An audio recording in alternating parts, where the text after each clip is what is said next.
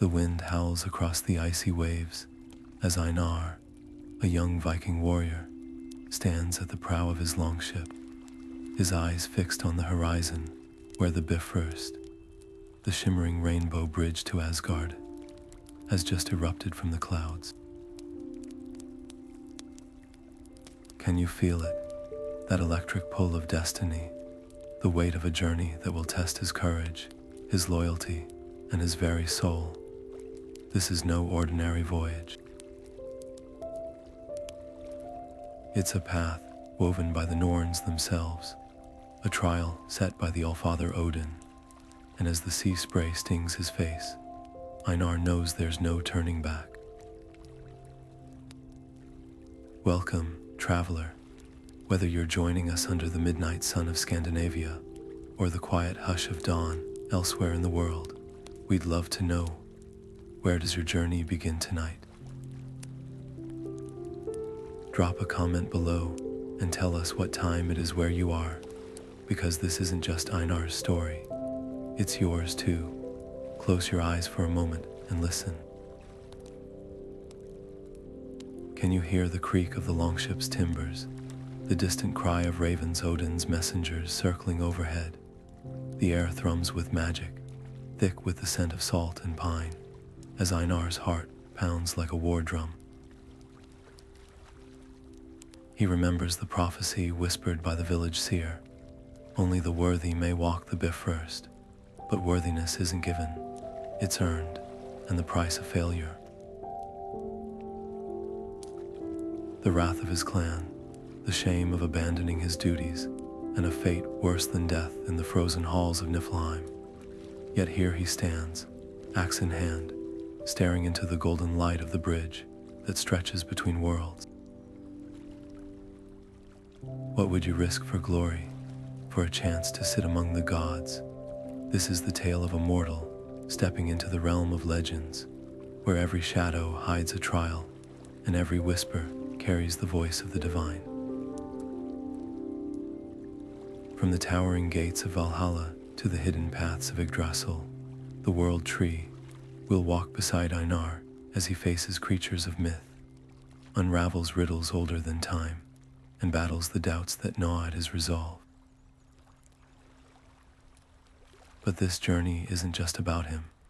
It's about the echoes of our own struggles, the moments we've stood at the edge of the unknown, gripping our own axes, ready to prove ourselves. So take a deep breath. The winds of fate are calling. Let's set sail together. The longship groans as it scrapes against the unseen boundary between Midgard and Asgard, the air itself thickening with the hum of ancient magic. Before Einar stands Heimdall, the golden-eyed watcher of the gods, his sword gleaming like captured starlight. His voice booms like thunder, cracking over the mountains. No mortal treads the Bifröst unproven. Speak now. What madness or courage brings you here? The question hangs heavy, and for a heartbeat, Einar hesitates. He could spin a tale, claim some noble errand from his jarl, or even invoke the name of a friendly god. But the ravens Hugin and Munin circle silently above, their beady eyes seeing deeper than flesh. So he squares his shoulders, his breath fogging in the sudden chill. I seek answers, he admits, the words raw as an unhealed wound. Not for gold or glory, but because my people are lost in shadow. I would beg wisdom from Odin's own lips, even if it costs me my life. Heimdall's gaze pierces him, weighing the truth in his bones. Then, with a slow nod, the guardian steps aside, though his warning echoes like a blade drawn from stone. Truth is a fragile shield, little warrior. The bridge will test what your tongue cannot. As Einar takes his first step onto the Bifröst, the colors beneath his boots shift and writhe. Not just a path, but a living thing. Each footfall sends ripples through the cosmos, and the distant halls of Asgard shimmer like a mirage, never quite within reach. The air smells of lightning and old blood, and somewhere beyond the mist, a wolf howls. Einar grips his axe tighter, realizing too late that Heimdall's mercy may have been the gentlest trial he'll face. The moment Einar's boot crunches onto the middle path, the Bifröst's radiant glow winks out behind him, swallowed by the mist. Silence presses in, no wind, no birdsong, just the slow drip of dew from gnarled branches overhead. The forest breathes around him, ancient and watchful. Every step sends unseen things skittering beneath the ferns, and the whispers gods. The whispers curl around his ears like smoke. Not in any tongue he knows, yet he feels their meaning in his marrow. Turn back. This is not your world. His knuckles whiten around his axe, but he forces himself forward. Ravens don't lead men astray, do they? Or is that exactly what Odin would want him to think? The trees grow taller, their trunks twisted into shapes that make his stomach clench faces, screaming in the bark, hands reaching up from roots. A shadow detaches itself from the gloom ahead, resolving into a figure cloaked in moss and memory. A woman, no, something wearing the skin of a woman smiles with too many teeth. Little warrior, she croons, her voice the crackle of autumn leaves. You walk where kings have faltered. What makes you worthy? Einar's throat goes dry. This isn't a test of steel, he realizes, but of something far sharper. The stories flood back, the forest that drinks lies, the spirits that feast on doubt. He could boast of his battles, his lineage, but the air tastes like truth here. So he does the one thing his father taught him never to do. He shows his belly. Nothing, he admits, but my people are drowning in secrets. If I must kneel to carry their voices to the gods, I will. The figure goes still. Then, with a sound like ice splitting, the path ahead shudders open, revealing a glade bathed in silver light. The whispers fade, replaced by the distant clang of a hammer striking iron, a sound that rings of home.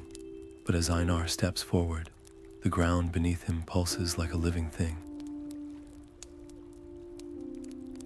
The trees twist aside, and there, coiled in the clearing's heart, lies Jormungandr's smaller kin, a serpent with eyes like polished obsidian, its body looped around a stone, etched with runes older than the first frost. It hisses, and the world holds its breath. Choices, always choices. Will he fight, flee, or does Asgard demand a different kind of sacrifice? The air in the enchanted forest grows heavier, thick with the scent of damp earth and iron. Blood, Einar realizes too late. A figure slumps against the gnarled roots of Yggdrasil's offspring, her winged helmet cracked, her once shining armor dulled by something darker than rust. Brinhild, the name comes to him like a half-remembered prayer. A Valkyrie, one of Odin's chosen, now grounded and bleeding. Her eyes flick up to meet his, sharp as a honed blade despite the pain. You tread where the dead walk, mortal, she rasps, clutching her side. The Draugr that stalks these woods was no ordinary warrior in life. It hungers for the courage of the living. Einar kneels beside her, his fingers hovering over the wound. He's no healer, but the stories whisper that Valkyries fade only when forgotten. Tell me how to help, he says. Brynhild's laugh is a bitter thing. Help, you, who can barely hold your axe without trembling. But there's no malice in it, only the weariness of one who's seen too many proud men fall. She leans closer, her breath ghosting over his ear. My sword, she murmurs. The Draugr took it, a blade forged in the forges of Asgard, tempered with the tears of the Norns. Without it, I am just another lost soul. Einar doesn't hesitate. Then we take it back. The forest seems to recoil as they move deeper, the trees pressing in like silent witnesses. Brinhild limps beside him, her strength returning with every step, as if the mere act of defiance against fate stirs the divinity in her veins. The Draugr's trail is easy to follow, frost curling over ferns, the occasional scrape of broken mail against stone. And then the shrine, a crumbling altar to some forgotten god, its stones slick with moss and malice. The air goes still. When the earth splits, it does so with a sound like bones breaking. The Draugr rises, its hollow eyes burning with a cold, blue fire, Brynhild's sword, clutched in skeletal fingers. Einar's breath catches. This is no mindless corpse. It watches him, measures him. Steady, Brynhild whispers, her hand brushing his elbow. It feeds on fear, give it none. The Draugr strikes like a winter gale, the stolen sword humming with stolen power. Einar blocks, but the force sends him sprawling. His palms sting, his muscles scream, yet when he looks up, Brinhild is there, not with pity, but with fire in her gaze. Again, she commands. This time, when the Draugr lunges, Einar doesn't fight alone. Brinhild moves like shadow and lightning, her wounded grace guiding his strikes, her voice sharpening his focus. The battle is a blur of steel and snarled curses, of the Draugr's howls shaking the very roots of the trees. But then, the opening, a split second where the creature overreaches, and Einar acts without thought. His axe finds its mark, cleaving through rusted armor and the cursed magic, binding flesh to bone. The Draugr crumples, its final breath a sigh that carries the weight of centuries. Brynhild retrieves her sword, the blade glowing faintly as if recognizing its mistress. She turns to Einar, and for the first time, something like respect flickers in her eyes. "Not bad, mortal," she says, wiping blackened blood from the steel. For a man who trembles, Einar grins, though his legs feel like water. And here I thought Valkyries were supposed to be polite. The sound she makes isn't quite a laugh, but it's close. The forest sighs around them, the path ahead clearer now, though no less treacherous. Somewhere beyond the trees, the golden roofs of Asgard glint. But first, they must survive the journey. And the gods, as always, are watching. The hidden gateway looms before them, its arch carved with runes that seem to writhe like serpents under Einar's gaze. Brynhild's hand tightens on his shoulder, her touch warm despite the chill seeping from the stones. "This is where our paths part," she murmurs, her voice barely louder than the rustle of leaves. Beyond this gate, the Jotun waits. He speaks in riddles, but his teeth are sharp as broken ice. "Choose your words carefully." Before Einar can protest, she presses a small, carved token into his palm, a raven's feather bound with silver wire. "For luck," she says, and then she's gone, her form dissolving into the mist like a forgotten dream. The silence that follows is deafening. Einar squares his shoulders and steps forward, the ground trembling beneath his boots as the Jotun stirs. The giant unfolds from the shadows, his towering frame blotting out what little light filters through the trees. His skin is the color of storm clouds, his beard woven with bones and braided ivy. When he smiles, it's all jagged edges. "Little moth," he rumbles, "do you mean to singe your wings at last?" The riddle comes swift as an arrow.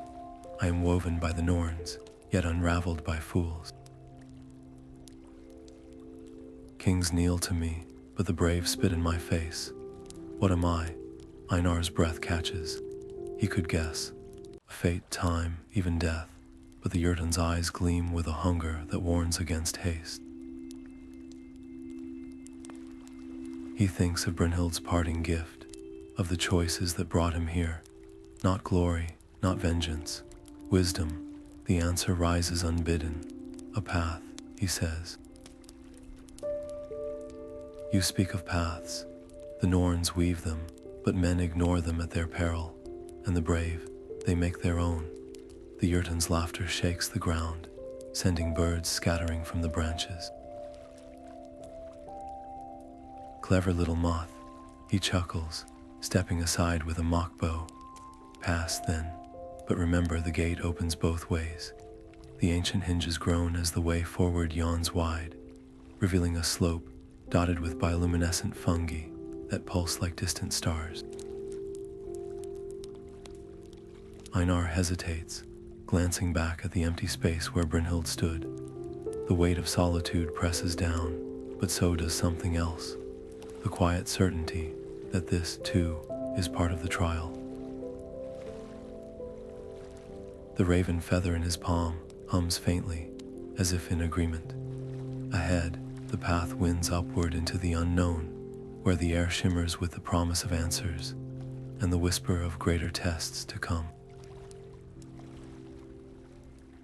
The golden fields of Einar stretch before Einar, their tall grasses whispering secrets as they ripple in an unfelt wind. The air here is thick with the scent of honeyed mead and smoldering embers, traces of feasts long past, of laughter now swallowed by silence. The halls of the gods rise in the distance, their gilded roofs catching a light that seems to come from everywhere and nowhere at once. But something is wrong. No clang of hammers from Thor's forge, no murmur of voices from Freya's gardens, just the eerie hush of a world holding its breath. Then the ground shudders. The tremor starts as a vibration in Einar's boots, then erupts into a roar that splits the earth at his feet. From the fissures pour the wolves, not flesh and blood, but shadows given form, their bodies flickering like smoke caught in moonlight. Hati's kin, their eyes burn with a cold, relentless hunger, and their howls aren't sound but something deeper, a vibration that claws at Einar's ribs. He doesn't think, he runs. The watchtower rises like a broken bone from the landscape, its stones weathered by centuries of storms. Einar ducks inside, just as the first wolf's jaws snap at his heels. The staircase spirals upward, each step crumbling under his weight. Behind him, the pack surges forward, their claws scoring deep grooves into the stone. He reaches the top as the tower groans in protest, the wind screaming through gaps in the walls, and there, half buried in dust and debris, lies the horn. It's smaller than the stories promised, no grand Gigilar horn, just a humble cousin, forged for forgotten sentinels. But when Einar lifts it to his lips, the metal thrums against his skin, as if alive. The note he blows isn't loud. It doesn't need to be. It's the sound of glaciers cracking, of roots breaking through stone, of a single voice refusing to be swallowed by the dark. The wolves freeze mid-leap, their forms unraveling into mist as the resonance pulses through them. For a heartbeat, the field is quiet again, but the horn's echo lingers, trembling in the air like a plucked string. And far, far away, somewhere beyond the curve of the world, something answers. The sky splits open with a deafening crack as Thor's chariot tears through the clouds, the scent of ozone sharp, enough to make Einar's eyes water. The thunder god lands with a force that sends tremors rippling through the golden fields, his red beard bristling, his grip tight on Mjolnir's weathered handle. He sizes up Einar with a look that's equal parts amusement and appraisal. "So," he booms, voice like boulders colliding, "you're the mortal who woke the dead with that pitiful horn." Before Einar can answer, Thor tosses Mjolnir into the dirt between them, the impact sending up a spray of sparks. "Lift it," he challenges, crossing his massive arms. "Let's see if your spine matches your nerve." Einar's fingers close around the hammer's leather-wrapped grip, his muscles straining until his vision blurs. But Mjolnir might as well be part of the earth itself, unyielding, immovable. Thor's laughter shakes the ground. "A for effort, little man," he rumbles, plucking the hammer up as easily as a feather. But strength isn't just in the arms. He taps Einar's chest with the blunt end of a Mjolnir, the contact sending a strange warmth radiating through his ribs. It's in here, the will to stand when the weight of the world says kneel. A gust of wind howls between them, carrying the distant echo of clashing steel from Valhalla's halls. Thor's expression sobers as he jerks his chin toward the towering gates. "Odin's waiting," he mutters, "but don't expect a welcoming feast." The Allfather chews up proud men and spits out bones. He leans in, his breath smelling of lightning and mead. "Tell him something true, not what you think he wants to hear." With that, Thor swings Mjolnir in a wide arc, the resulting thunderclap propelling his chariot skyward, leaving Einar alone with the echo of his pulse and the weight of those words. The path to Valhalla is lined with shields of fallen warriors, their polished surfaces reflecting Einar's face back at him. A dozen versions of himself, each looking more uncertain than the last. The air hums with the ghostly cheers of long-dead heroes, their voices layered like leaves in a storm. Every step forward feels heavier, as if the ground itself resists him. But then he sees it, the great doors, carved with scenes of battles so ancient their names are lost to time. They groan open before he can raise a hand, revealing a hall so vast its ceiling might as well be the night sky. At the far end, atop a throne of spears, sits Odin. His single eye burns like a dying star, his ravens perched on his shoulders like living shadows. The silence stretches, thick enough to choke on, until the Allfather finally speaks. His voice is softer than Einar expected, but no less terrible. "You've come far for a man with nothing to offer," Odin observes, fingers steepled. "Why should I waste my breath on you?" The question hangs, sharp as a blade over a thread. Einar's mouth goes dry. He could boast of his trials, of the Draugr and the Jotun, but Thor's warning echoes in his skull. So he does the one thing that feels real. He lets his shoulders slump. "Because I'm desperate," he admits, the words raw, "and because my people are running out of time." Odin goes very still. Then slowly he leans forward, his eye narrowing. Now, he murmurs, "That's a beginning." The ravens shift, their beaks clicking in what might be approval. But beyond the throne, in the shadows of the hall, something stirs, a figure clad in silver and scars, watching with quiet intensity. The real test, it seems, has only just begun.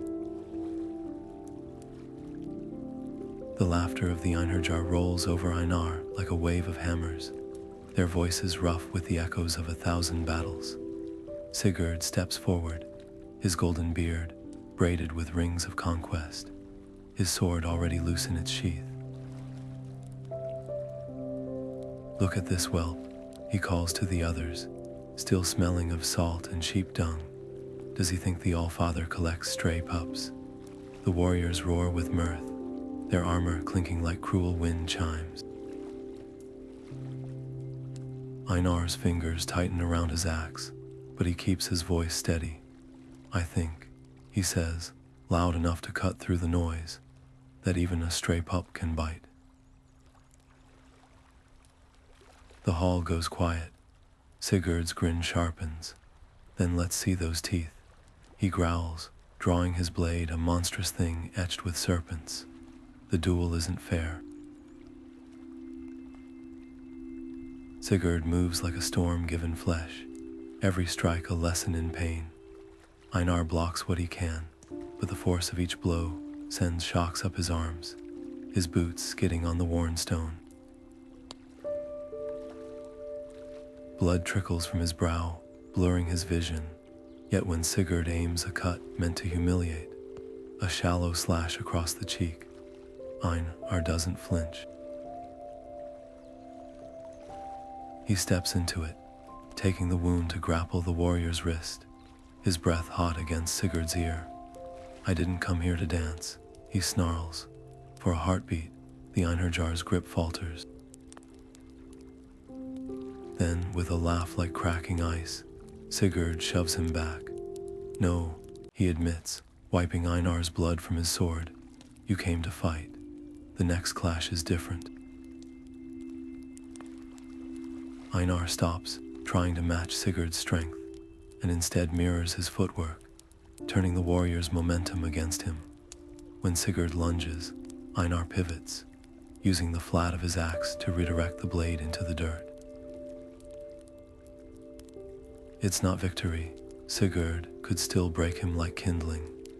But it's enough. The Einherjar murmur, their mockery fading into something almost like respect. Sigurd lowers his sword, his gaze lingering on the way Einar stands, bruised but unbowed. You bleed well, he concedes, tossing Einar a strip of cloth for his cheek. But bleeding isn't enough beyond those doors. He jerks his head toward Valhalla's looming entrance, where the carvings seem to writhe with trapped shadows. Odin favors the clever as much as the strong. Remember that when his eye turns on you, with a groan like the world itself sighing, the great doors part. The scent of roasting meat and spilled mead washes over Einar, thick enough to taste. The hall stretches endlessly, its rafters lost in a haze of smoke and torchlight. At the far end, atop a dais of spears and shields, Odin sits, his face half in shadow, his single eye gleaming like a shard of frozen sky. The ravens on his shoulders lean forward, their beaks parted as if to drink Einar's next words. But before he can speak, a figure detaches from the gloom beside the throne, a woman armored in moonlight, her hair a cascade of silver scars. Freya's smile is a blade wrapped in silk. Well, she murmurs, her voice slithering into his bones. Let's see what the mortal has to say for himself. The hall holds its breath. Even the flames seem to lean closer. The silence in Valhalla's hall thickens until Einar can hear the flicker of torch flames, the rustle of Hugin's feathers as the raven tilts its head. Odin's single eye bores into him, unblinking, as if peeling back layers of flesh to study the marrow beneath. When the Allfather finally speaks, his voice is deceptively soft, like snow settling on a grave. Mortals kneel to many things, storms, kings, their own fear. Why trouble the gods with woes your hands could mend? Einar's throat tightens. He could lie. He could weave pretty words about destiny or honor, but the air here tastes of iron and truth. Because we've tried, he admits, his voice cracking like thin ice. Our fields wither despite our prayers. Our children dream of wolves, and when they wake, their voices are not their own. A murmur ripples through the hall. Odin's fingers tighten on Gungnir's shaft, the spear's point gleaming with a light that hurts to look at. You ask for wisdom, he says slowly, as if it were a loaf to break and share. But knowledge is a blade, boy. It cuts the hand that grasps it. He rises, his cloak pooling like liquid shadow, and gestures to a recess in the wall where a stone basin rests, its surface black as a starless sky. The Well of Mimir, the water within stirs without wind, reflecting nothing, yet Einar feels watched. Drink, Odin commands, and see what even gods fear to know. But the price is your eye, the right one, specifically. Einar's breath hitches. The Allfather might as well have asked for his lungs. A warrior's sight is his life. Depth, distance, the split-second flicker of an enemy's tells. Yet as he stares into the well, the water shifts, showing flashes of things that make his stomach lurch. His village cloaked in unnatural mist, figures with two long limbs moving through the smoke, their mouths stretched in silent screams. His fingers twitch toward his belt knife. Odin's chuckle is a dry rasp. Ah, now you understand. Not just a blight, is it? Something older, hungrier. He leans close, his breath smelling of blood and burnt offerings. Choose swiftly, little seeker. The well's visions fade fast, and so I suspect does your people's time. Outside, a wolf howls, or maybe it's the wind. Einar's hand rises to his face, his fingertips brushing the tender skin beneath his eye. What's one eye against 1,000 lives? But the real question coils colder. What will he become if he drinks? The water shivers again, and this time he sees himself hooded, hollow-cheeked, standing knee-deep in a river of mist with a spear in his grip. Not the man he is now, but something else. A whisper slithers through his mind, neither kind nor cruel. All paths lead to the same end. The choice is only how you walk them. Einar exhales. Then, before doubt can take root, he reaches for the well's ladle, his pulse hammering in his wrists. The metal is colder than winter's heart. As he lifts it, the water inside doesn't spill. It clings, viscous as molten silver, swirling with shapes that vanish when he blinks. Odin watches, his eye alight with something almost like pity. Last chance to turn back, he murmurs. Einar's laugh is raw. We both know I passed that mile ago. He tilts the ladle to his lips. The liquid hits his tongue like lightning and frost, a pain so vast it blanks his mind white. When the darkness recedes, he's on his knees, his right eye socket screaming, but oh, the things he sees. The threads of fate, frayed and knotted. The serpent coiled beneath the world, stirring in its sleep. And deeper still, the shadow behind the blight, a grinning thing with too many teeth, its fingers tangled in the roots of Yggdrasil itself. The vision snaps like a bowstring, leaving him gasping. Blood drips down his cheek, hot and insistent. Odin's hand grips his shoulder, steadying him. Welcome, the Allfather says, not unkindly, to the price of knowing. Beyond them, the hall's torches gutter, as if in warning. The real journey, it seems, begins now. The pain is a living thing, clawing up Einar's nerves like frost, creeping through cracked stone. He presses a trembling hand to his ruined eye, the damp warmth of blood seeping between his fingers. But beneath the agony, something else stirs. Knowledge vast and terrible, unfurling in his mind like a banner dipped in starlight. The blight wasn't born of chance or curse, but betrayal, a pact sealed in the dark between a forgotten jarl and something that wore the shape of a god. The memory hits him like a spear to the gut, a feast hall shrouded in smoke, a cup passed hand to hand, the bitter draught within that tasted of rot and honey. The villagers had called it a blessing. They'd been so wrong. Odin's voice cuts through the vision, gravel rough with something almost like regret. The old god's hunger, little seeker. Not for meat or mead, but for the taste of oaths broken. He taps Gungnir against the well's rim, and the water shivers, showing Einar another truth, his own face. Years from now, standing knee-deep in a river of mist with a spear in his grip. Not as a warrior, but as something else. A bridge, a sacrifice. The image fractures before he can protest, leaving only the echo of a whisper. You cannot outrun the price. The ravens shift on Odin's shoulders, their beaks clicking in unison. The path is yours to walk, the Allfather murmurs, but know this, the blight feeds on fear. To break it, you must offer what it cannot swallow. He reaches into the folds of his cloak and withdraws a single runestone, its surface carved with a symbol that makes Einar's skin prickle.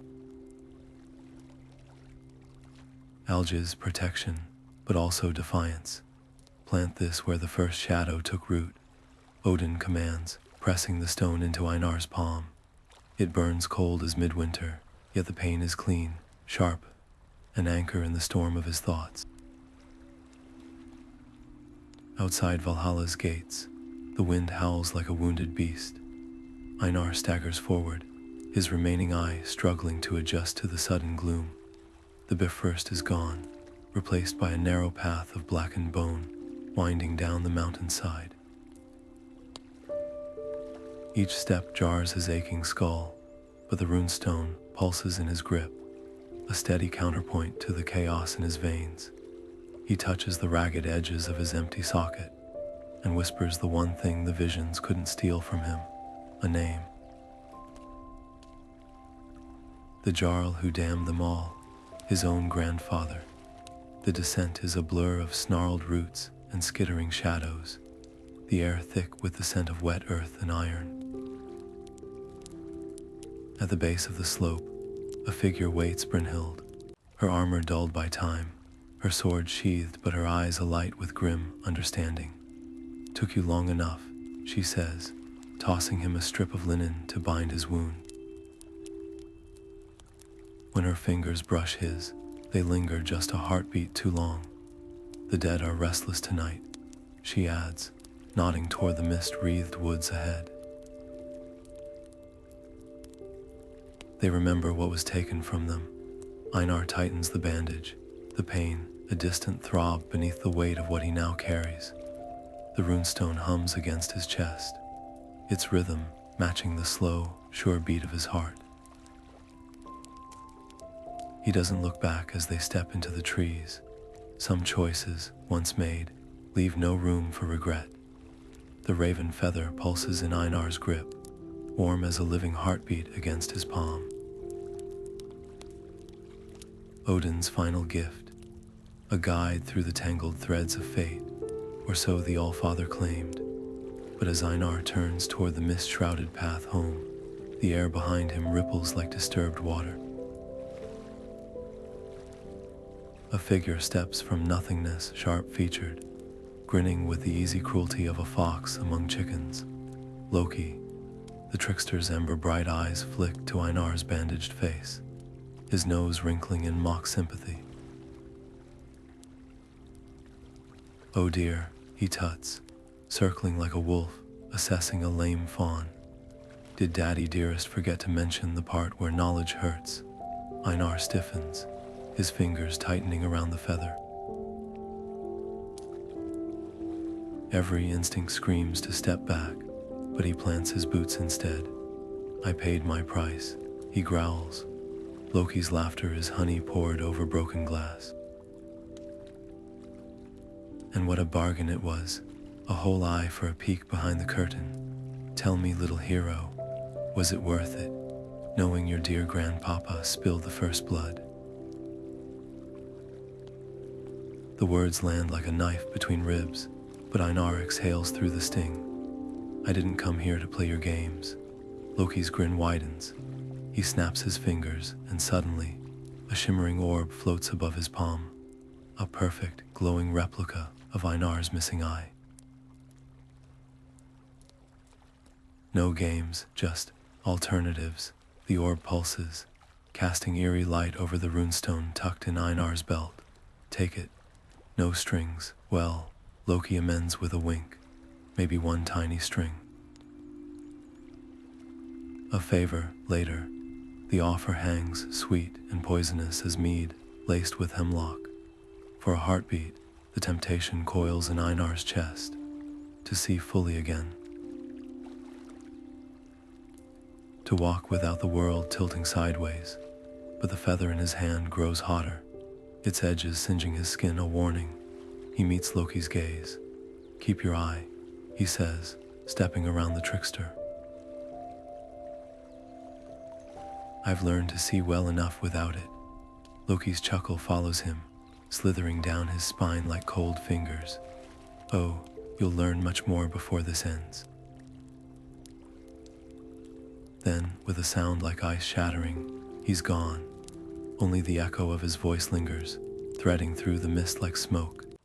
Do say hello to Brinhild for me. The feather flares once, its heat chasing the chill from Einar's bones. Ahead, the path twists into gloom, but the runestone at his hip hums a low, steady note.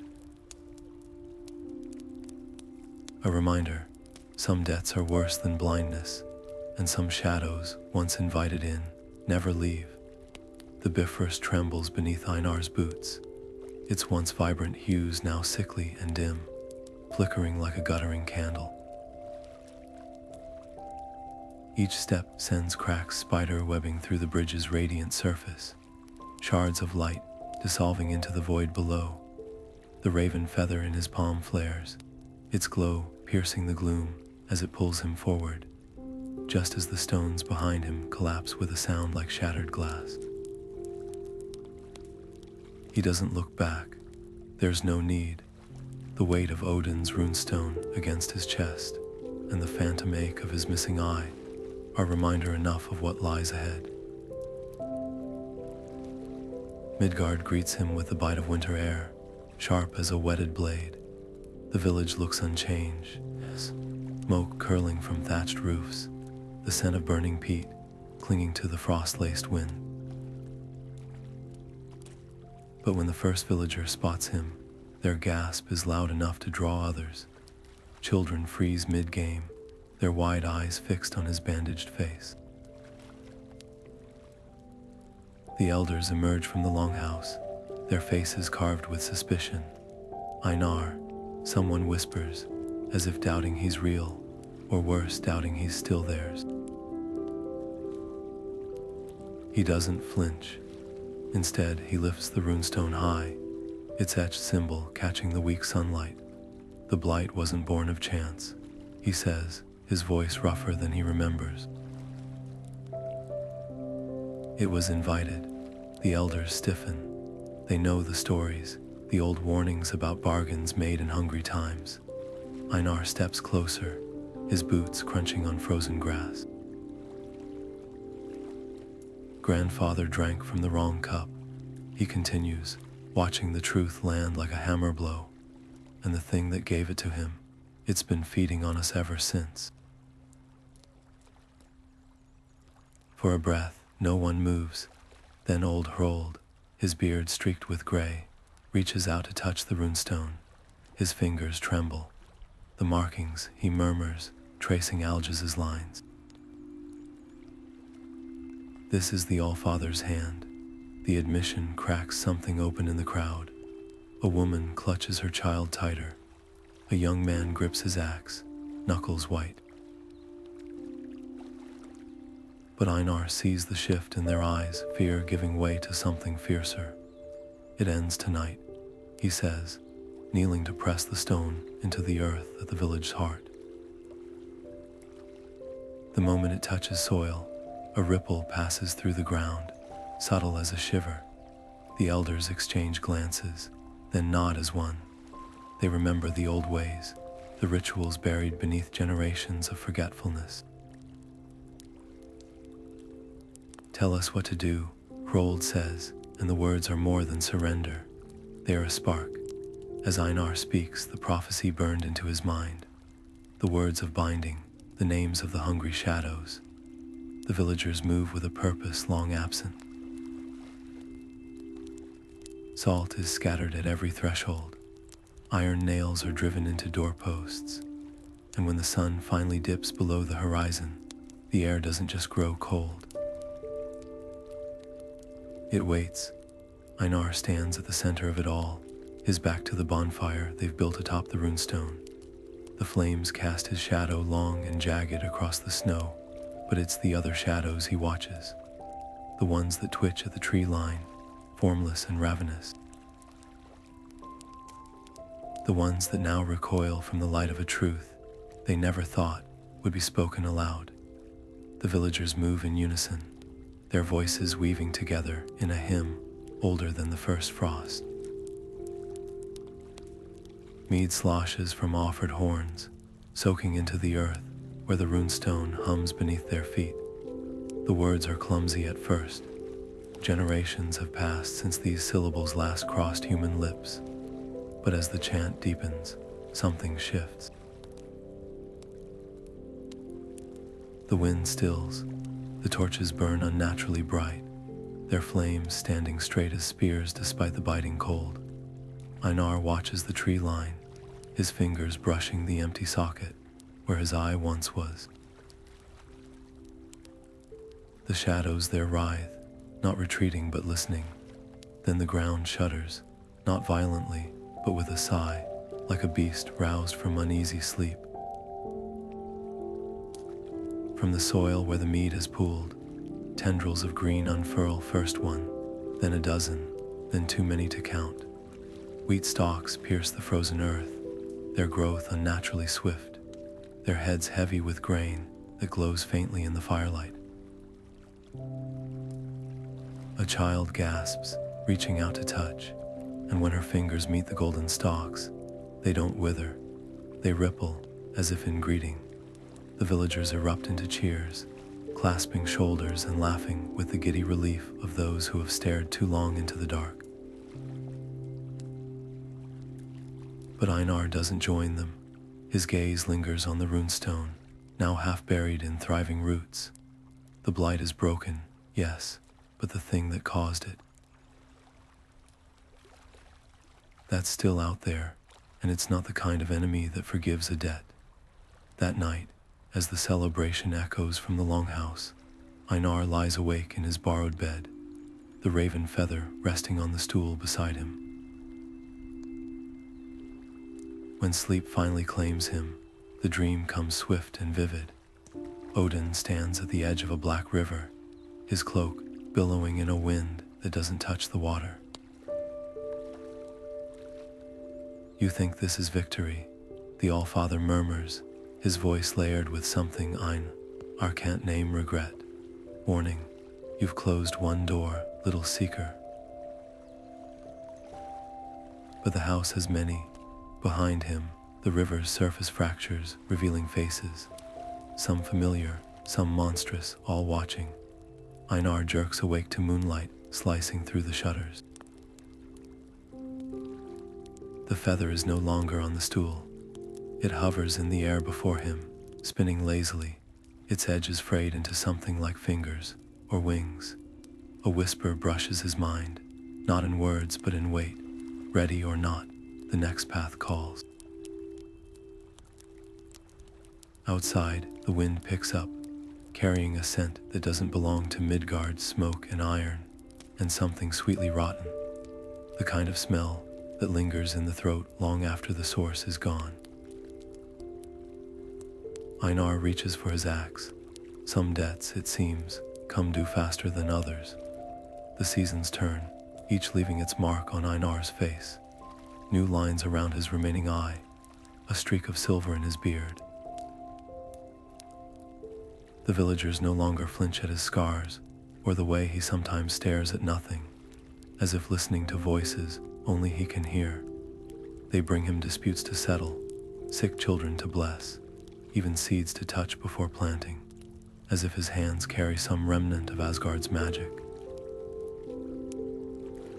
He obliges, though the weight of their faith sits heavy on his shoulders. The raven feather, tucked inside his tunic, never cools. It pulses like a second heartbeat, restless.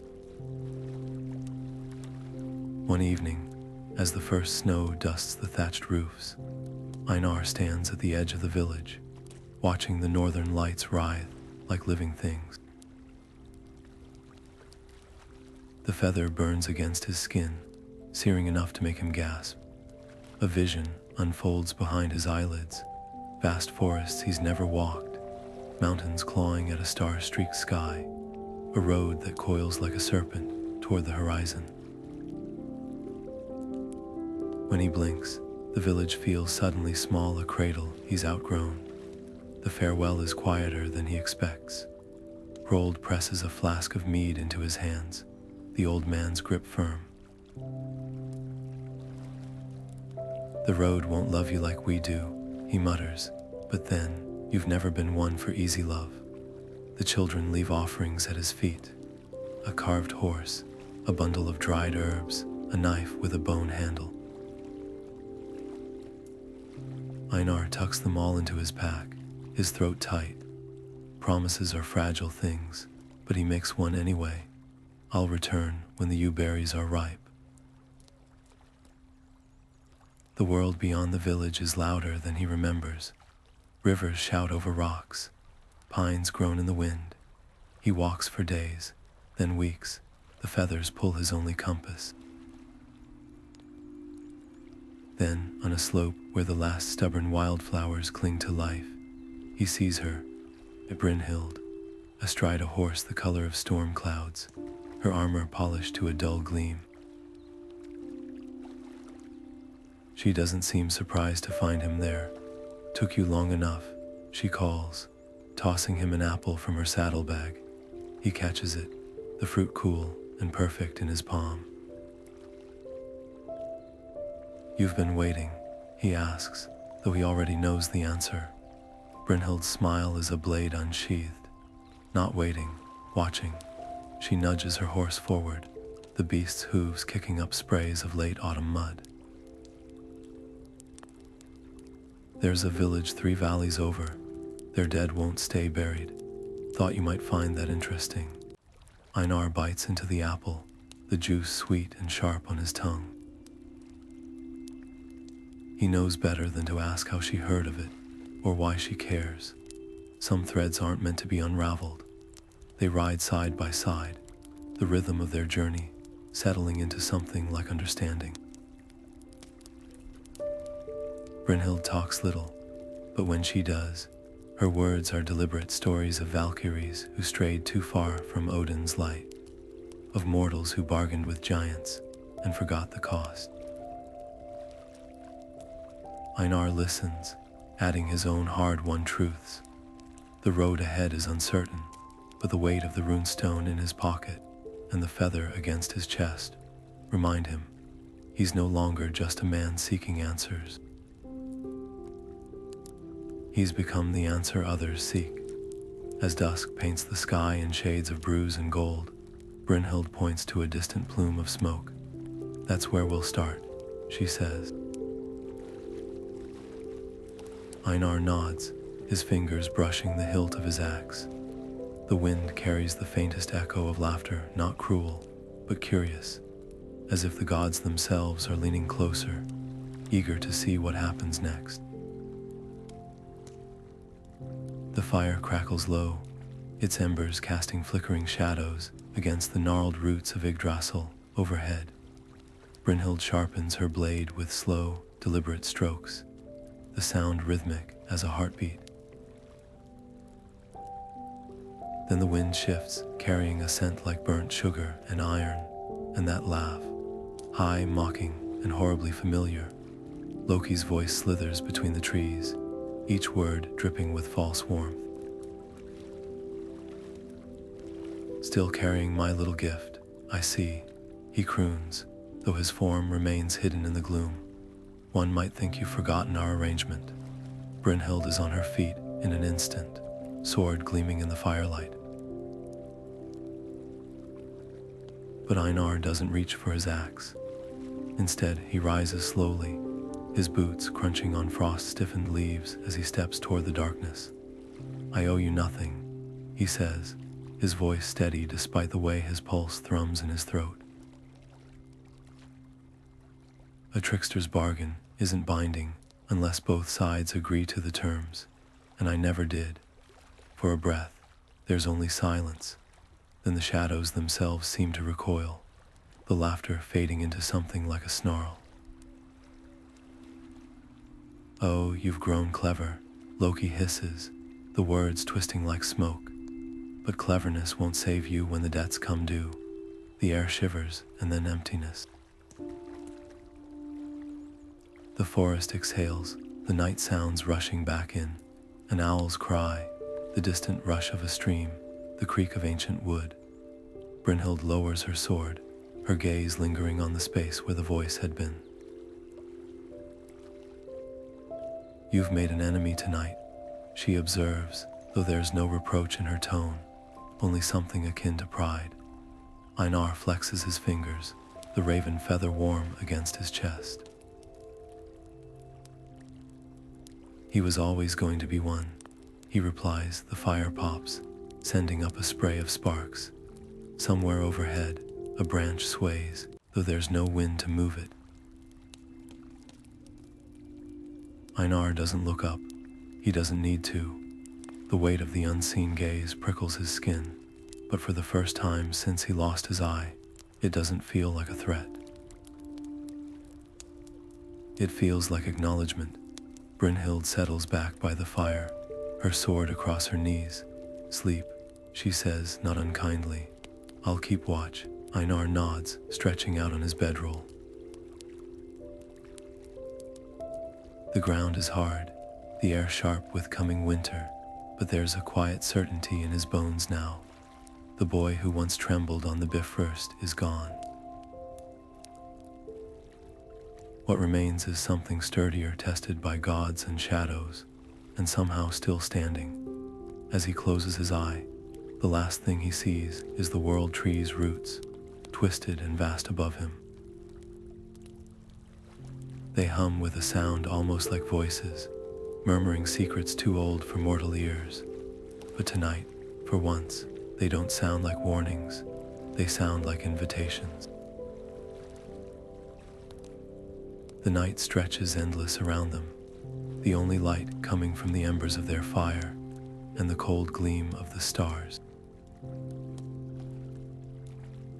Einar traces the edge of his bandage absently, his voice low as he speaks of the visions Odin's well burned into him, the great wolf Fenrir straining against his chains, the serpent Jörmungandr stirring in the depths, the ship Naglfar built from the nails of the dead, creeping closer to shore. "It's not just fate," he murmurs. "It's a reckoning. The gods have known for ages, but their choice is now ours too. They'll decide whether the twilight comes with a whisper or a scream." Brynhild doesn't interrupt. She listens the way a blade listens, patient, poised, absorbing every word like a whetstone, refining an edge. When he finishes, she tosses a branch onto the fire, sending sparks spiraling into the dark. "Valkyries don't mourn the inevitable," she says at last. "We prepare for it." Her fingers flex around the hilt of her sword, the metal catching the firelight. "But you're right, the threads are tangled. Mortals aren't just pawns in this game. They are the hands that could cut the strings." A gust of wind rattles the branches above, carrying with it the distant cry of a raven. Einar's feather pulses against his chest, warm as a living thing. He thinks of his village, of the elders who still leave offerings at the roots of the great oak, of the children who sing the old songs without knowing why. We can't stop Ragnarok, he admits, but we can choose what flourishes in its shadow. Brynhild's smile is fierce. Then we find the others, she says. The ones who have tasted God, touched truths and lived. The ones who won't kneel when the sky cracks open. She stands, her silhouette cutting a sharp line against the star-streaked darkness. The Allfather's not the only one with eyes on the future. Overhead, the constellations seem to shift. Tyr's hand reaching, Odin's spear pointing, Freya's cloak billowing as if the heavens themselves are charting their path. Einar rises, his boots sinking into the damp earth. The road ahead is long, and the twilight longer.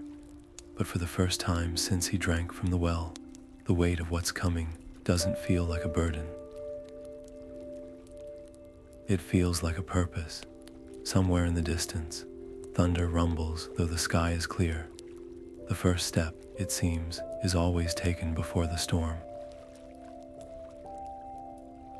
The sky bleeds crimson as the first howl of Fenrir splits the world, the sound shaking the earth like a dying beast's last shudder. Einar stands atop the broken ridge, his cloak snapping in the sulfur-tinged wind, the raven feather at his throat, searing with each pulse of the distant drumbeats, the footsteps of giants marching. Below, the gathered forces shift like a living tide. Mortal warriors with shields lashed together from old ship planks, forest spirits wielding bows of yew and bone, even a handful of wayward einherjar who slipped Odin's leash to stand where their hearts led. Brynhild's hand finds Einar's shoulder, her touch grounding him as the horizon trembles. No more running, she murmurs, her voice steel wrapped in velvet. He nods, his missing eye throbbing with visions of what's coming. The great serpent rising from the sea, the skeletal ship Naglfar scraping ashore, the twilight of the gods swallowing the sun whole. But beneath the terror, there's something else, a quiet, stubborn fire. He turns to face the army, their faces pale with fear, but alight with something fiercer, defiance. These are farmers who traded plows for axes, mothers who left cradles to grip spears, children who should be chasing goats, but now stand shoulder to shoulder with creatures from bedtime tales. Einar's voice, when it comes, doesn't roar. It doesn't need to. It's the steady scrape of a whetstone before battle, the hum of a bowstring pulled taut. They told us the gods would fight this war, he calls, his words carving through the silence. But look around, the gods are busy dying. He sweeps a hand toward the ragged lines, the dented helms, the hands clenched white around weapons. This is our reckoning, not for glory, not for Valhalla, for the right to say we stood when the world cracked open. A murmur ripples through the ranks, then a shout, one voice, then a dozen, then 100, until the very air thrums with it. Brinhild draws her sword, the metal singing as it catches the hellish light. For the ones who couldn't run, she adds, her grin sharp as a wolf's, and for the fun of pissing on destiny. The laugh that follows is raw, bright, a spark in the gathering dark. Then the ground splits. The gates of hell yawn wide, disgorging a tide of clutching hands and hollow-eyed shades, their whispers rising into a shriek that could flay skin from bone. Behind them loom the giants, their jagged shadows blotting out the sky. Einar exhales, his breath fogging in the sudden cold. No grand speech now, no more waiting. Just the step forward, the first of countless steps into the maw of the end. His axe feels light as a reed in his grip, the runestone in his pocket, humming a battle hymn only he can hear. Brynhild's war cry tears through the chaos, and then they're moving, the alliance surging behind them like a wave crashing onto black sand. The clash is thunder given form. Steel bites into frost giant flesh, spectral claws rake mortal armor, and through it all, Einar fights not with the fury of a man who expects to live, but the precision of one who's already seen how this ends. His missing eye burns, showing him flickers a spear aimed at Brynhild's back. He intercepts. A mortal child about to be crushed, he shoves them clear. The moment the great wolf's chains will snap soon, too soon. But the visions don't paralyze him, they fuel him. Every parry, every strike, is a stitch in the tapestry of defiance. Somewhere in the maelstrom, Brynhild's laughter rings out, bright and terrible. A giant falls, her sword buried in its eye. Einar reaches her side, their backs pressed together as the battle swirls around them. No words pass between them. None are needed. The twilight deepens, the stars go out one by one, and still they fight not for victory, but for the right to say they stood, for the stories that will whisper of this night long after the gods are ashes, for the world that might yet rise from the wreckage. And when Garmr, the hound of hell, finally breaks free of his chains, his howl shaking the roots of Yggdrasil itself, Einar doesn't flinch. He tightens his grip on his axe, Brynhild's shoulder warm against his, and as the only thing left to do, he steps forward, again. The mist curls thick over the battlefield, swallowing the cries of ravens and the groans of the wounded alike. In the hush that follows the storm of steel and sorcery, stories begin to sprout like mushrooms after rain. An old woman tending goats swears she saw a one-eyed warrior wading into the sea, his shadow stretching longer than any mortals ought to. A child playing near the charred roots of the great oak whispers of a figure in a feathered cloak who left a single runestone by her doorstep, its carving so fresh the sap still gleamed. The villagers leave bowls of milk at their thresholds now, though none can say precisely whom they hope to appease. The Skalds sing of Einar's end, with voices rough as unpolished amber. Some say he fell with Brynhild's name on his lips, his axe buried in the frost giant's skull, his body borne to Valhalla on a shield of intertwined branches. Others insist he refused the einherjar's call, choosing instead to kneel by a nameless stream and wash the blood from his hands until the water ran clear. The truth, as always, lies somewhere in the trembling space between. What remains undeniable is the feather passed from a dying warrior's grip to a widow's trembling fingers, from a mother's amulet to a chieftain's staff, always warm to the touch, always humming with a tune just beyond hearing. Generations turn, and the blight becomes a cautionary tale, told to children who roll their eyes at warnings of old gods and older hungers. But in the deep forests, where the trees grow crooked and the wolves howl in voices too human, the wise still listen. They note the way the ravens gather at certain crossroads, their beaks clacking in patterns that almost form words. They mark the days when the wind carries the scent of lightning and iron, though the sky is cloudless. And on the longest night of the year, when the veil between worlds thins to a spider's breath, they leave an empty chair by the fire, just in case a wanderer needs reminding that some doors still open both ways. The greater struggle endures, not in battles or prophecies, but in the quiet choices of those who remember. A fisherman mends his nets with knots taught by his grandfather, who swore they came from a one-eyed stranger. A blacksmith forges a sword with a raven's wing etched into the blade, though she cannot say why her hand traced that shape.